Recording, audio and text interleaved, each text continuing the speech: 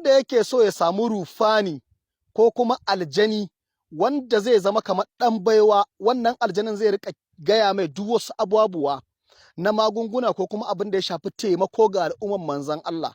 Zan bayar da wannan sirri a yau. Amma ya ɗan uwana, idan ka sake har ka aikata wannan, ka je kai aikata ba daidai ba da shi, to gaskiya ban yafe maka ba. Zan ba da wannan dan al'umman manzon Allah sallallahu alaihi wasallama ta ƙaru. Idan ka so ko ke kina so ki zama ƴar baiwa ko kai kana so ka zama ɗan baiwa, wannan sirri zaka iya yin shi a ɓoye, zaka iya yin shi a bayyane, amma ka riƙa yin aikin ka a ɓoye yafi, saboda ba kowa bane Allah zai ma ni'ima mutane ba su bayyana hasada su gare shi ba. Wannan mujarrabi ne da izinin Allah, amma ka yi min sharing saboda al'umman manzon Allah ta ƙara ka samu lada kai ma. Wannan akwai ana rubuta wa laqad adalla minkum jiblan kasira. Wannan ayar ita ake rubutawa. Wannan radin shi zaka bude, ƙasa zaka rubuta ma'ana saman siminti. Wannan radin shi zaka bude. Idan ka bude wannan radin zaka nemo yaro karami wanda bai balaga ba.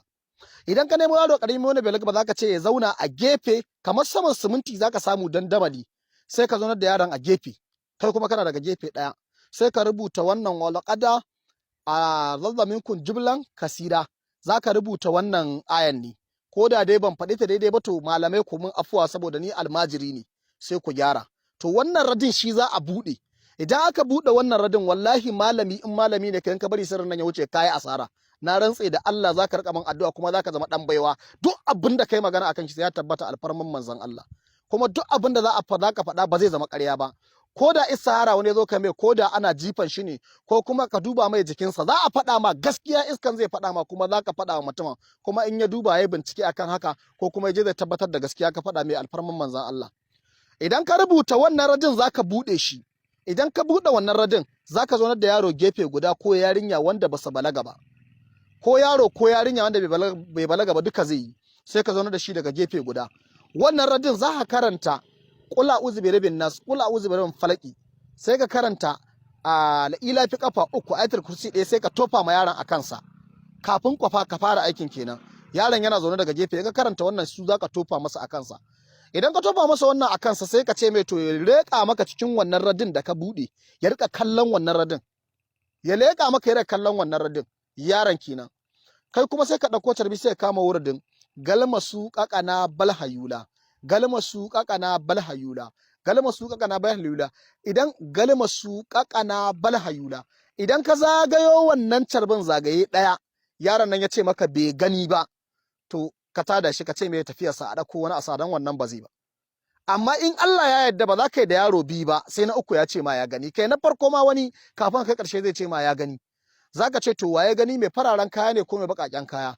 Idan ya ce mai fararen kaya ya gani, to sai ka ce mai to ya yi mai sallama. In ya yi mai sallama zai maido sallama, yaron zai ji sallama, kai ba za ka ji ba. Za ka ce ya ce mai barka da zuwa. In ko mai baƙaƙen kaya ya gani, zai ka ce mai ya ce tafiyarsa zai wuce. Haka har sai mai fararen kaya zo, saboda shi mai baƙaƙen kaya zai ma ƙarya, kuma zai sa ka mai yanka da sauran wasu abubuwa gaskiya. Zai mai da ka tamkar boka.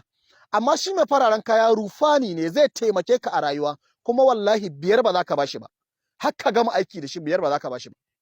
Tun lokacin da ka so haka za ka kira shi, za ka ce to da Allah, za ka gaya ma yaron, za ka ce da Allah an ce maka tumakin wane sun ɓace, ko kuma wane an saci tumakin wane suna ina. Zai faɗa ma yaron inda suke, kuma aka je haka za a gansu.